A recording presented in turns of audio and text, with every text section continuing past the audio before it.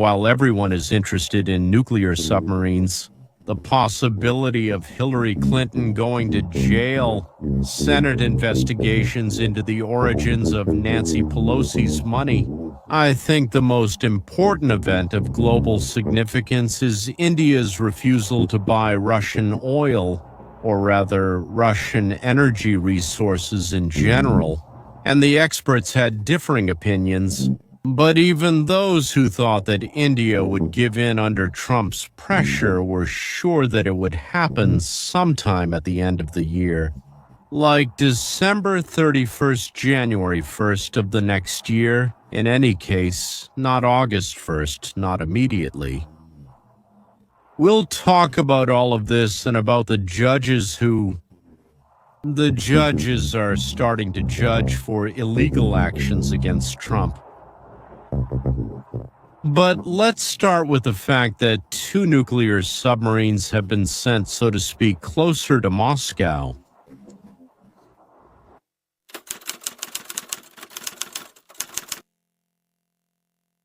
The former president, now the deputy chairman of the Security Council of the Russian Federation, Medvedev stated that if Trump wants war, he will get it. Medvedev wrote that Russia is not Israel, and for some reason not even Iran, and threatened with nuclear apocalypse. Ah, you are silly little Muska. And Medvedev reported on Telegram that Trump is an unstable president. After Medvedev's statement about the nuclear threat if the United States continues to help Ukraine, Trump ordered nuclear submarines to move closer to the Russian shores. It's clear that Medvedev is saying let's say, what he's been told to say from Putin's headquarters. It's not Medvedev who's threatening, it's Putin who's threatening. That's crooked. What? What exactly are these submarines going to do here? That's a great question, Alex, and it raises many other questions. First of all, were these already submarines that were deployed in this area as part of the regular deployment of submarine forces around the world? What types of submarines are we talking about? If it's an attack submarine, that means it only interacts with other submarines. Is it a ballistic missile submarine? A boomer is a submarine that carries ballistic missiles with nuclear warheads, capable of launching intercontinental ballistic missiles, ICBMs. This is a hunter submarine. These are all different questions raised by this very vague social media post from President Trump. So one of the things we have to remember is that this is exactly what the submarine forces do. They are constantly all over the world on secret missions, and it's very rare for a submarine mission to be revealed, or something like a deployment in the way President Trump says in his social media post. So it raises many questions that Pentagon officials can't answer as they direct all inquiries to the White House. It seems like you're bluffing. I can do that too. And I wasn't really scared by your bluff, to be honest. At the same time, Trump wants the Kremlin to know that he is seeking an end to the war. All right, there's only 1 week left until President Trump's deadline for Russian sanctions takes effect. The president harshly criticized Russia's recent attacks on Ukraine while speaking to journalists in the Oval Office yesterday. Listen. I find their actions disgusting. This is Biden's war, not mine, but I said if elected, I'll try to stop it. But I think what Russia is doing is very sad. Steve Yates, senior fellow at America First Policy Institute and chairman of the China Policy Initiative, joins us now. Steve, good morning. I want to play another clip of President Trump's speech, if I may, because he's talking about these sanctions that we've all been discussing for some time now. Will they take effect? He's approaching that, but even he concedes they may not work. Listen. Yes, we're going to impose sanctions. I don't know if the sanctions bother him. They're aware of the sanctions. I have a superior understanding of sanctions and tariffs. I don't know if it has any effect, but we're going to do it. Europe is extremely upset. But this is a war that should never have happened. It's a war that wouldn't have happened if I had been president. So where does that leave our influence? Clearly, the president has reasons to be disappointed. He acted in good faith with everyone involved, clearly intending to stop the killing and find an alternative path to peace and prosperity. He spoke with Russia, with Ukraine's allies, and at this point, Putin is not reciprocating. In the current circumstances, there really aren't many options, except to try to influence access to financial and energy markets. That's what he's hinting at. Europe and others need to join in. It seems that they can, but it's mostly the clear frustration of the president, who is trying to achieve peace, but with great powers that do not share this vision. Russia is responding with its own threats, essentially directed at Trump. If you keep playing these games, these military games for 5, 10 days, they're talking about war, and not with Ukraine, but with our country. I think there was an interesting opinion in the Wall Street Journal where it says that Trump might be trying to achieve something similar by imitating what Richard Nixon did. Mr. Trump has long admired how Richard Nixon used the tension between Russia and China to end China's isolation during the Cold War. And one of the reasons he said he wants to resolve the conflict in Ukraine is because he believes that it brought Russia and China closer together. Cutting off that access could possibly push Russia to negotiate with Ukraine. I think many would agree with that. The question is, where could all these nuclear apocalyptic games lead? A clear hint to Putin: don't try to scare us with your hazelnuts. We have tools to crack your nuts that you won't like. There's another signal under the surface. I will give Ukraine weapons so that your airfields burn, your factories that produce everything needed for war, your oil, your refineries, your enterprises, and so that your tankers are stopped. There will be as many raids into Russia as I, Trump, decide, and I will not restrain Ukraine out of fear of escalating the conflict. I am not afraid to escalate it with you. And now say whatever you want, Putin, dear Vladimir Vladimirovich, but think carefully, because a ranger with a Berdianka has come to your fight.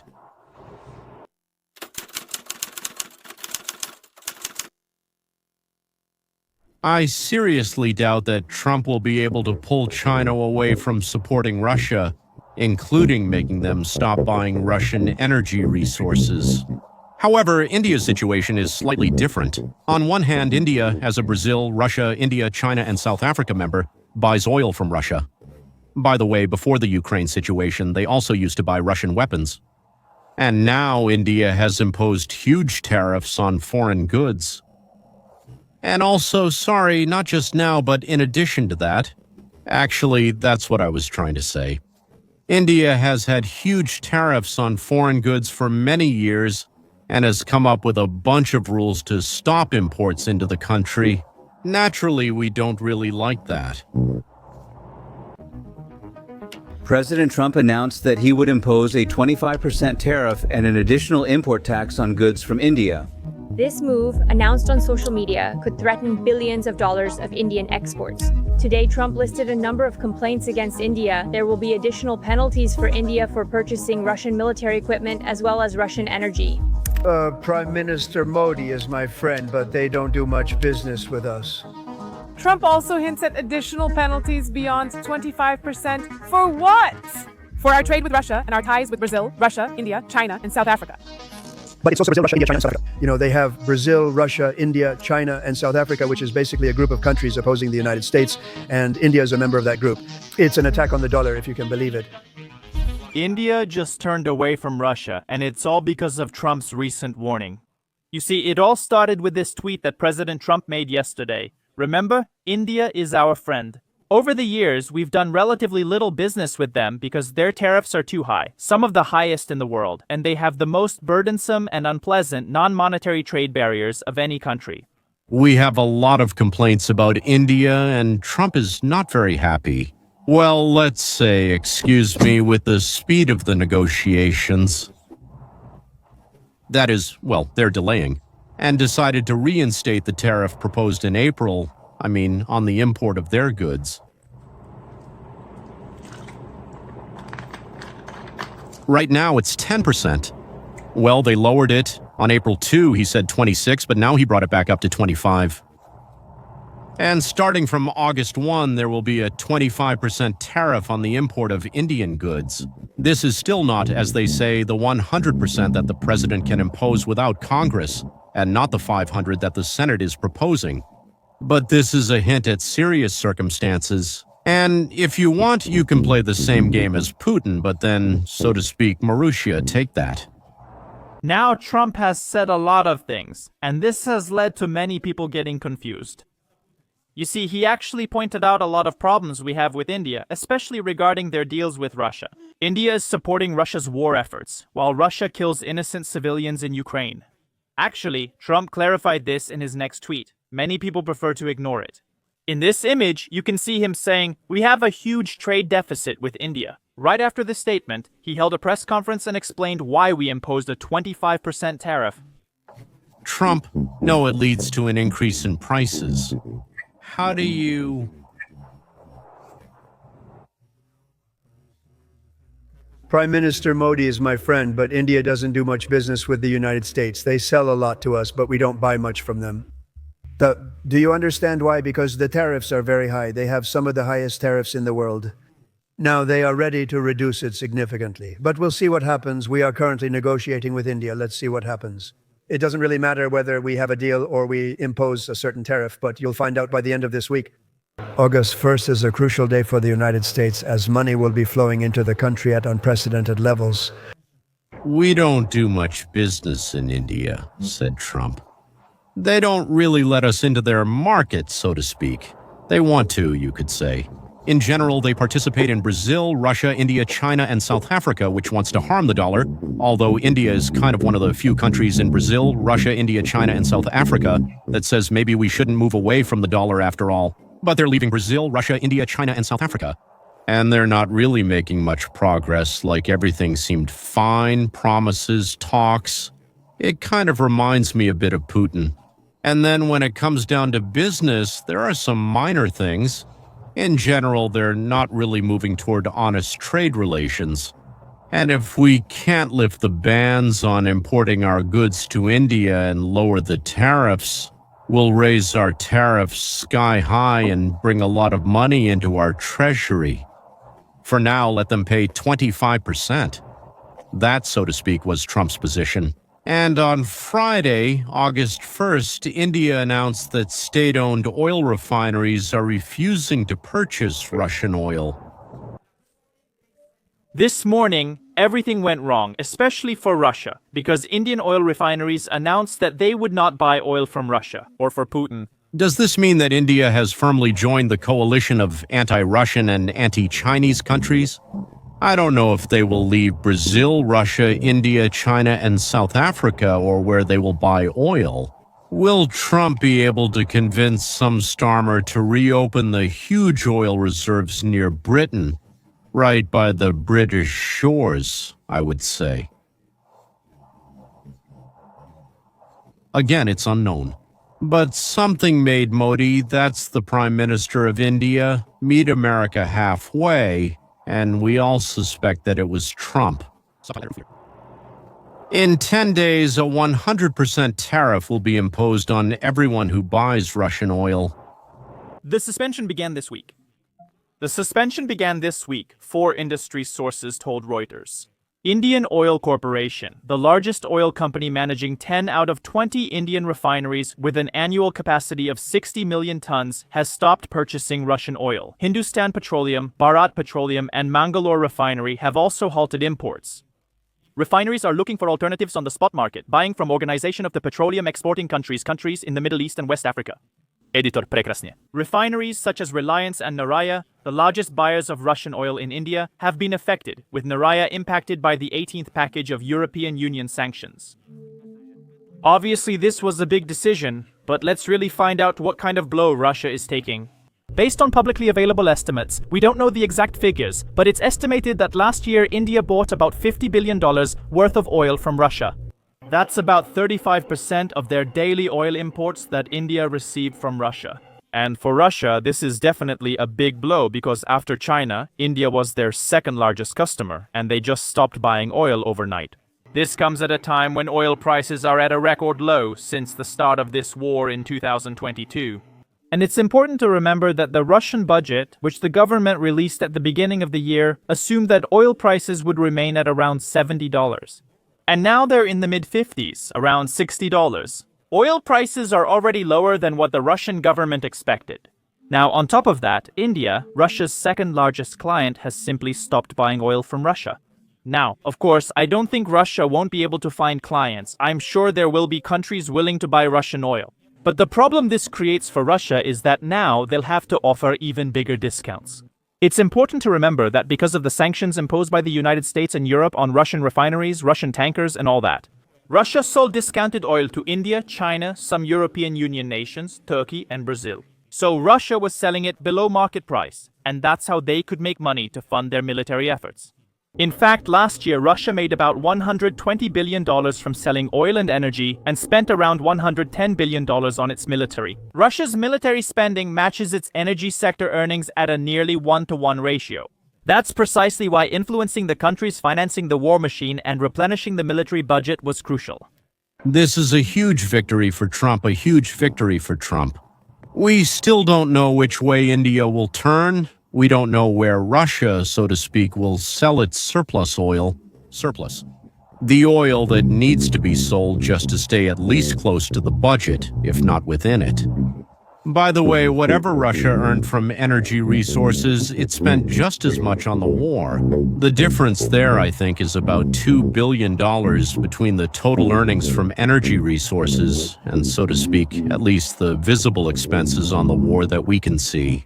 Russia actually has a problem selling oil.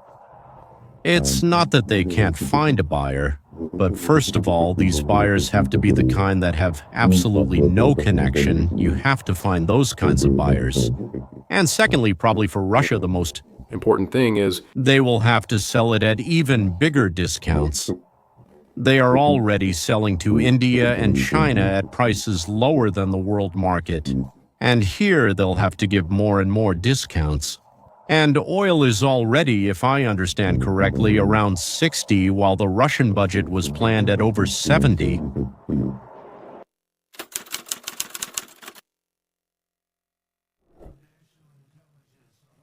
Director of National Intelligence. Where's Tulsi? She's the most attractive person in the room right now, because she figured it out. Are we sure? I think we knew this before, to be honest, Tulsi, but now you have confidence. She has all the documents. She has everything you need. And she found out that Barack Hussein Obama was leading a group of people, and they cheated in the elections, and they cheated. No doubt about it, not even. Is there any doubt about this, Tulsi? She denies it. And did you find things that no one ever thought we would find? And I'm very glad and very honored that you're with us. She is definitely a popular speaker now, more in demand than you are at the moment. So, Trump has been back in office for more than 6 months. 6 months to evaluate how well the administration is doing, how well his cabinet is performing. There are 15 heads in the cabinet, each of whom manages different parts of the United States government. Some are doing a lot, making great progress in advancing Trump's agenda, while others not so much.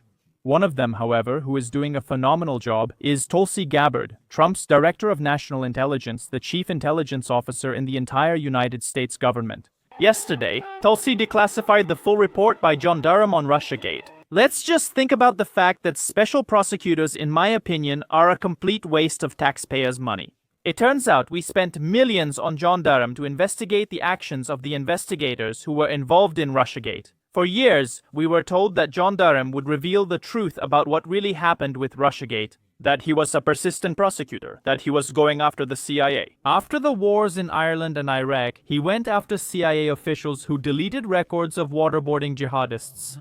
That's who John Durham is. He was a man who specialized in fighting and prosecuting corruption. Besides the main enemies, America had many people in leadership who gladly helped both Obama and Soros ruin America. And ordinary Americans, as they say, yes, it started among those who were kissing up to Soros, Obama, Hillary, and so on. And that's why they betrayed everything they could. In the United States of America, a game has begun to see whose nerves will give out first. So the first one who comes forward with a confession and evidence, so to speak, of collusion, war, and so on, will receive leniency. And for providing information, of course, for providing information.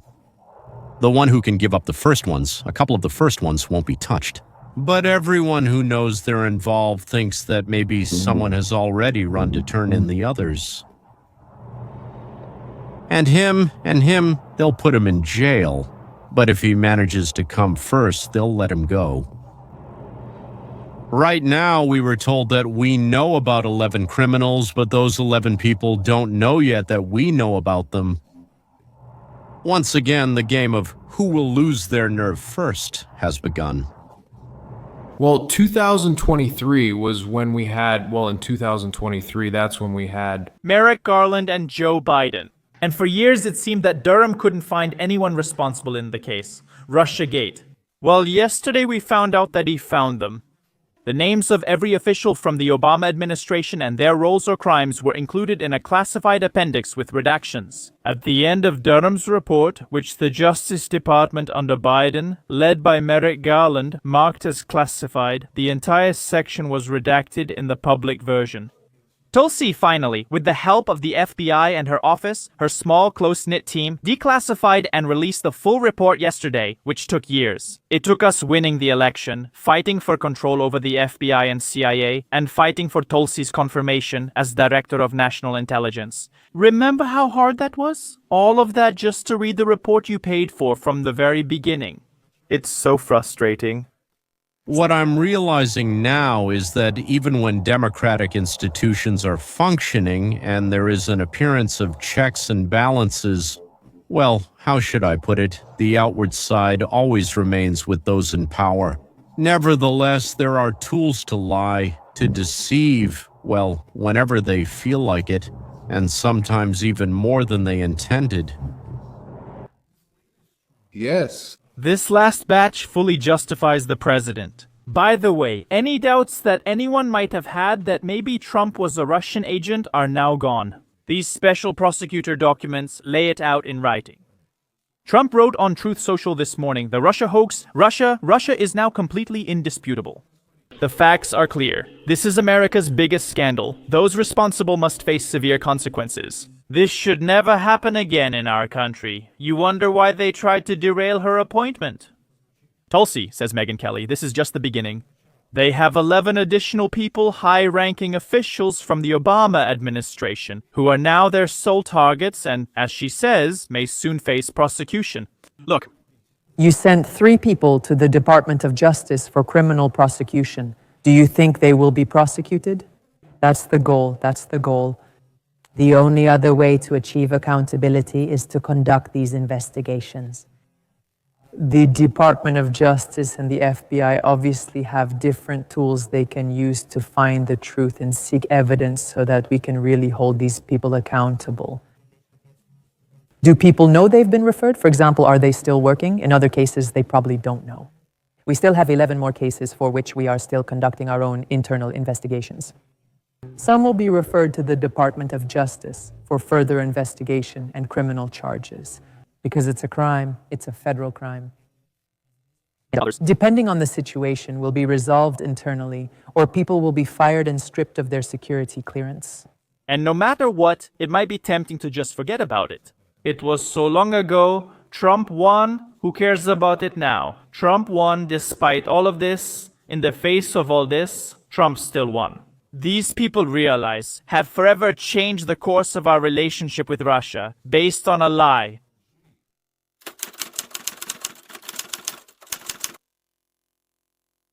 Today, when you sell a house, you have to pay taxes on the difference between what you got for the house and what you paid for it. Well, let's say 20 years ago you bought a house for $500,000 and today you sold it for $1 million. Usually in good neighborhoods, it grows faster than that. But that's about right. That's the difference we're talking about.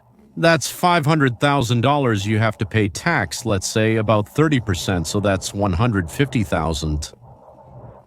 Why do you have to pay money on that? You already paid for the house with money, didn't you? Well, anyway, it doesn't matter, right? You have to pay because Congress really wanted your money. Yeah, they really wanted it. Trump wants to stop this robbery too. The president came up with an idea.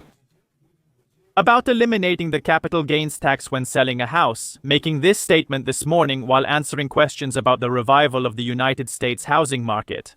Look at this amazing idea. Look, try to step away from the housing question. We don't have a gift tax, no overtime tax, no social security tax. How important is it to have no tax on home sales, no capital gains tax, to revive the housing market? Well, we're thinking about it, but it could also be done just by lowering interest rates. If the Federal Reserve lowered rates, we wouldn't even have to do that. We're considering eliminating the capital gains tax on homes. It's a fantastic idea. I'm always in favor of more tax breaks, but the capital gains tax is a harmful tax, especially for homeowners and home sales. That's another step toward what I would like to happen in the country I live in. That is the transfer of the state. This might sound a bit strange, but I won't explain for long. To a commercial basis, with zero or almost zero taxes on our earnings.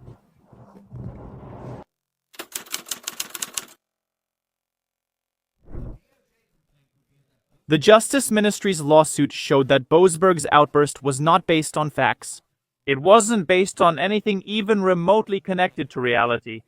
It was based on personal bias and hostility toward President Trump, which is just a polite way of calling Boasberg what he essentially is, namely a left-wing fanatic, a partisan hack in a black robe. Now, if you don't know, Judge Boasberg has been a thorn in Trump's side for many years. He presided over the court. FISA. Right.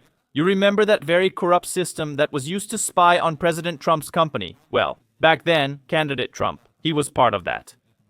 And then just recently, when Trump tried to deport violent Venezuelan gang members to El Salvador, to Nayib Bukele's mega prison and his super prison, Boasberg actively tried to block those deportation efforts. You remember, this is the very person who ordered planes carrying gang members and illegal immigrants to turn around mid-flight and bring them back to the United States. And the Trump administration told him to shut up. Or, probably more literally, they basically said, "We can't hear you. The airplane engines are too loud. Oh, there they go. Bye. Sorry, what did you say?" They bluntly told this judge to shove his orders where the sun doesn't shine. And he was so humiliated by this that he turned around and threatened to hold Trump's officials in contempt of court. That's how despicable this activist is. He not only tried to protect members of criminal gangs and terrorists on United States soil from deportation, but also wanted to punish those who deport them. This is the inverted moral logic of the modern Democratic Party. The Supreme Court really had to step in and overturn his ridiculous decision. But did Boasberg learn his lesson? No, of course not. No, he did what every left-wing Democrat does. He continued his attacks on Justice Department lawyers and Trump officials. This guy is nothing more than a left-wing activist disguised as a judge. I don't know if you remember, but Laura Loomer did some investigations back in the day, literally just a couple of months ago, when he was ordering planes to turn around. And she found out that Boasberg has a daughter, a very left-wing daughter, whose non-governmental organization provides legal services to illegals, including members of the Trend Nicaragua gang and Mara Salvatrucha, 13. And this was funded, at least indirectly, by United States Agency for International Development, the now-defunct United States Agency for International Development. So once again, we see another activist judge with family members deeply involved in the affairs and politics of left-wing Democrats, just like Judge Mershon in the sham Manhattan case against Trump. So Attorney General Pam Bondi is really investigating this dishonest judge. The Justice Department's letter says that Judge Boasberg's words and actions violate the canons of judicial ethics, undermine public trust in the courts, and require an official investigation, which they have just begun. But they didn't stop there. This case just keeps getting better and better. The Justice Department wants Boasberg to be immediately removed from all deportation cases and handed over to a special investigative committee. They're fully committed, and it's about time. Here's the catch. This is the second time under Bondi that the Justice Department has filed misconduct complaints against activist federal judges. In other words, under Trump, the Justice Department has been going after these people in just 6 months. They can make their ridiculous rulings, which the Supreme Court regularly overturns. But besides that, the Justice Department is actively investigating these judges for judicial misconduct, using their judicial authority to impose their radical left-liberal madness. So Bondi seems ready to restore order. It's only been 6 months, and she already has. This is the second judge she's going after. Steve explains things very well, so I didn't interrupt his speech. Of course, we want to punish everyone immediately, but only if we want to act within the law and punish those who act based on feelings, emotions, and ideology instead of the law. Then everything needs to be well prepared. So that, ladies and gentlemen, the fish doesn't slip off the hook because we don't want the truth to slip away. So be patient, think about it, think about how much has already been accomplished in these 6 months. A mountain of tasks, a mountain of accomplishments, a mountain of achievements. It's like a breath of fresh air in a room that hasn't been aired out for exactly 4 years. If it weren't for Trump, it could have remained developed socialism forever.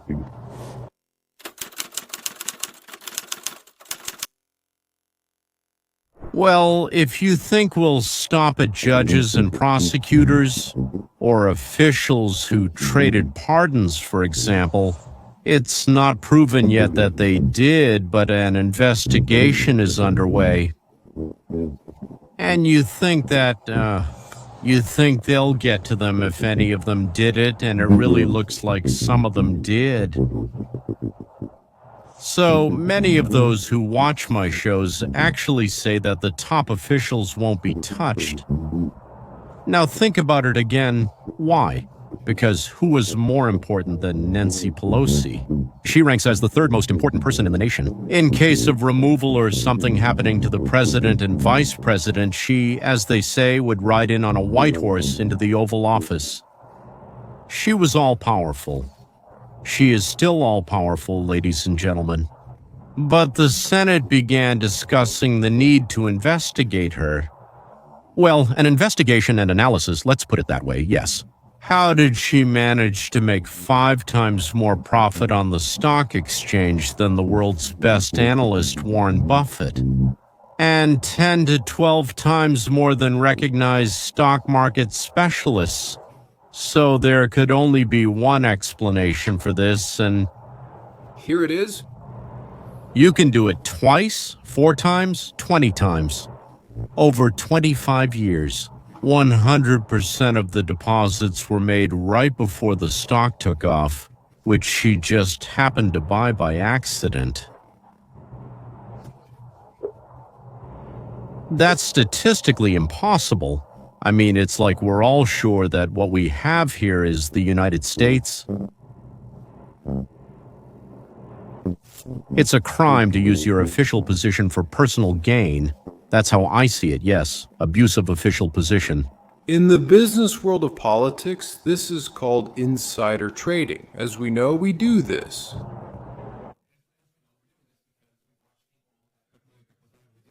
Because we've observed people who somehow seem to have learned how to make a lot of money from their work here in Congress.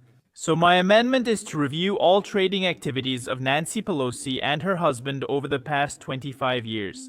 I think it's important to get to the heart of why this bill was introduced and to provide transparency for the American people. I think, I agree that we need to find out why people don't trust. And I think that Speaker Pelosi is the main example. Therefore, this amendment requires the Inspector General to release a Government Accountability Office report on Pelosi's trading over the past 25 years and submit the report to the committee within 180 days. I urge my colleagues to support my amendment. That was Senator Rick Scott from Florida. He wants to start with Nancy Pelosi and then apply the same criteria to others. Well, so to speak, to members of Congress and the Senate who got rich very quickly and not always clearly. Anyone who thinks that nothing is happening in our country and writes about it is either a troll or a fool. I've said many times that those who are campaigning for the Democrats today, most of the Russian-speaking troublemakers, are either idiots, scoundrels, or mentally ill. I just can't come up with any other explanation for someone knowing what the Democratic Party has done and is doing And how can anyone think that what Trump is doing is not saving America? For me, Trump is also practically applying the principles of Thomas Paine and Andrew Galambos, the founders, well, the foundational figures of the science of beings who possess freedom and will. By the way, there will be a link to my book in the description. It's called Entertaining Philosophy, under the title Cultalism. 101 free, that's right, and with a bonus. Not only is it free, but it also comes with a bonus. Bonus. These are daily, also free, 10-minute videos with stories, jokes, and historical mysteries on the topic of how should it be done.